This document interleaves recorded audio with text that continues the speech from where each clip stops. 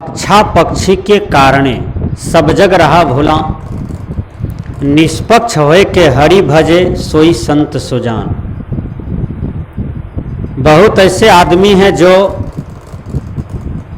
पक्षा पक्षी में रहते हैं। पक्षा पक्षी का मतलब किसी के पक्ष में रहना और किसी के पक्ष में नहीं रहना, उसको अपक्ष कहते हैं। तो जो पक्षपाती करते हैं तो उसको स्वार्थी कहा जाता है, उसकी भक्ति की सिद्धि नहीं होती है। भक्ति की सिद्धि किसका होता है? जो निष्पक्ष पूर्वक चलते हैं, मतलब निस्वार्थ पूर्वक चलते हैं। भक्ति करते हैं लेकिन कोई इच्छा कोई कामना नहीं करते हैं, इच्छा रहित और कामना रहित चलते हैं, उसी को कहते हैं सद्भक्ति, सच्ची भक्ति। अब भगवान को गए जल चढ़ाने के लिए, टका चढ़ा दिए, अक्षत चढ़ा दिए, फूल चढ़ा दिए, स्नान किए हैं, नया कपड़ा पहन लिए हैं, भगवान के सामने में हाथ जोड़ करके कहते हैं, हे भगवान हमारा बेटा युग युग जिए, पड़ोसिया का बेटा जवाने में मर जाए। भगवान स्वीकार करेगा? है? कभी स्वीकार करेगा? भगवान यदि उसकी बात को सुन ले, पक्षपात में भगवान चले जाए, पड़ोसिया के बेटा को मार दे या आपका बेटा को जज बना दे, डीएम कलेक्टर बना दे, तो भगवान पक्षपात करेगा? भगवान कहेगा, अरे मूर्ख, तू पक्षपात में चलता है, हमको भी पक्षपाती बनाता है। बहुत आदमी काली मैया के आगे में जाते हैं और स्तुति करते हैं कि फल्लमा के बेटा मर जाए काली माई, हमार बेटा जी जाए। फल्लमा का बेटा मर जाए, हमारा बेटा जी जाए। फल्लमा का बेटा मैट्रिक फेल हो जाए, हमारा बेटा मैट्रिक पास हो जाए। फल्लमा को संपत्ति न होवे, हमको संपत्ति होवे। तो ये पक्षपाती बात काली मैया सुनेंगे? यदि काली मैया संसार में होबो करेगा तो सुनेगी? नहीं सुनेगी, कहेगा तुम गलत बना रही हो हमको, हम पर लोगों को असरदार हो जाएगा, तुम्हारा बात सुनियो लेंगे हम। तो दुर्गा मैया ये बात को सुनेगी? 5 किलो लड्डू हम चढ़ा दें, कहें दुर्गा मैया पड़ोसिया कल्लर हो जाए, हमको धनवान बना दीजिए, होगा? नहीं सुनेगी दुर्गा मैया। दुर्गा मैया यदि संसार में है भी तो सबके उसके लिए सब एक समान है। देवी देवता भगवान गुरु ये हमेशा जो है निष्पक्ष राही हैं। देवी देवता भगवान कौन है? तो यही सद्गुरु हैं, यही संत हैं। साधना करके भगवान बन जाते हैं, देव बन जाते हैं और सद्गुरु बन जाते हैं।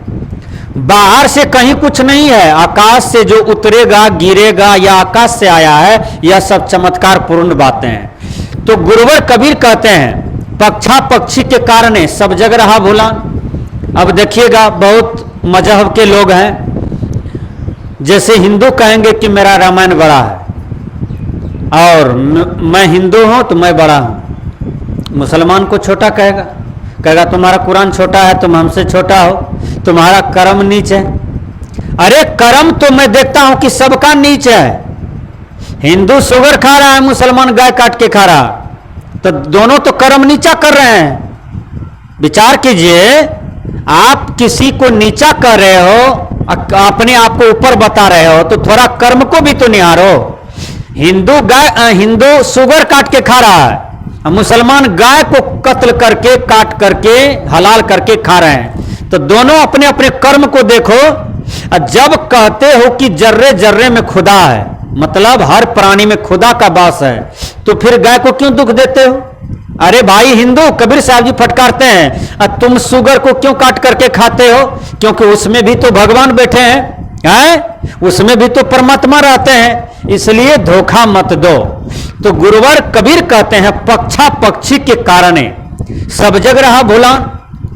पूरे संसार भूले पड़े हुए हैं। अब जैसे कोई मानते हैं कि मैं कबीरपंथी हूं, मैं संत मत का हूं, मैं रामानंदी हूं, मैं कृष्ण पंथी हूं, मैं राधा पंथी हूं, तो सब अपने अपने पंथ के बड़प्पन में लगे रहते हैं कि हम सबसे बड़े हैं, मेरा भगवान बड़े हैं, मेरा सदग्रंथ भगवान का ही दिया हुआ है, तुम्हारा सब चीज छोटा है, तुम्हारा सब चीज नीचा है, हमारा बड़ा है।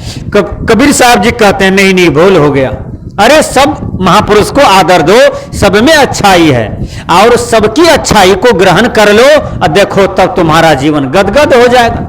किसी पर थूक फेंकते हो और किसी को प्रणाम करते हो, स्तुति करते हो, यह काम इंसान का नहीं है। तुम्हारे अंदर में निर्णात्मक करने की क्षमता होनी चाहिए। वेद है, मान लीजिए वेद है तो वेद में अच्छाई बुराई क्या है तो उसको परखिए, अच्छाई पर चलिए। बाबा में ही का लिखा हुआ ग्रंथ पदावली है, उसमें अच्छाई बुराई जो भी है, बुराई को छोड़ना है, अच्छाई पर चलना है। अब कबीर साहब का लिखा हुआ ग्रंथ बीजक है, उसमें जो अच्छाई बुराई है, अच्छाई को लीजिए और उस पर चलिए, आपके जीवन धन धन होगा। बुराई को त्याग कीजिए, लेकिन पक्षपात में मत चलिए, किसी को नीचा मत दिखाइए और सबको ये मानिए कि सभी संत महात्मा साधु फकीर आदर के योग्य हैं। हाँ, लेकिन वो सच्चा हो तब, नकली हो तो उसको नहीं। नकली साधु भी होते हैं, नकली बहुत कुछ होता है दुनिया में, तो नकली के पीछे कितनों माथा रगड़िएगा तो कुछ मिलने वाला है? बोलिए। आपको सच्चा फूल की सुगंधी चाहिए, गुलाब फूल की सुगंधी।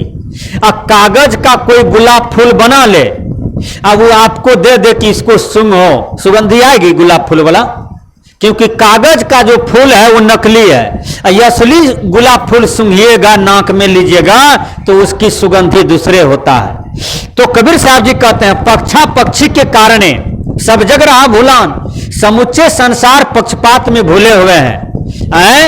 जैसे स्वीकार करते हैं कि भाग्यवाद, भगवानवाद, मजहबवाद, पंथवाद, संप्रदायवाद नहीं, इनसे हट करके निष्पक्ष हो जाओ।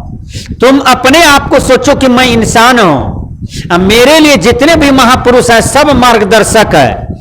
या संसार में जितने भी तमाम धर्म ग्रंथ हैं सब मेरे कल्याण के लिए संदेश छोड़ा गया है, और उस संदेश में जितनी भी अच्छाई है मैं सबको आदर के साथ ग्रहण करूंगा और अपने जीवन जन्म को कृतार्थ करूंगा, गदगद करूंगा। तो निष्पक्षता तो हो गई। अब पक्षपात में होता क्या है, यदि किसी मत पंथ में कोई महात्मा है, कोई ग्रंथ है, यदि अच्छाई भी है मजहब में, पंथ में, महापुरुष में, तो अपना मत पंथ जिसको हमने स्वीकार किया है लगेगा कि नहीं नहीं वो गड़बड़ है, वो हमसे नीचा है, छोटा है, हम सबसे बड़े हैं।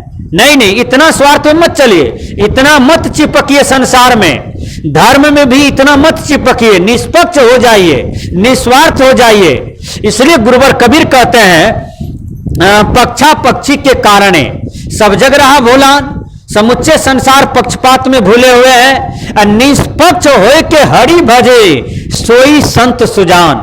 गुरुवर कहते हैं निष्पक्ष होकर के हरि भजो। हरि मतलब आत्मा। वो आत्मा कहाँ है?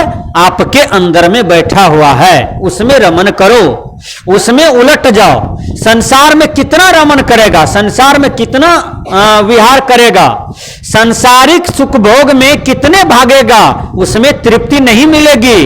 तृप्ति मिलेगी, शांति मिलेगी तो कहां मिलेगी? तो हरि में। वो हरि कहां है?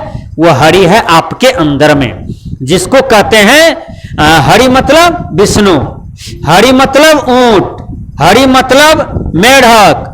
हरि शब्द का जहां जहां पर सदगुरु कबीर साहब जी चर्चा किए हैं तो वहां पर आत्मा को कबीर साहब संबोधन करते हैं। हरि मतलब आत्मा, मतलब आत्मा को जानो।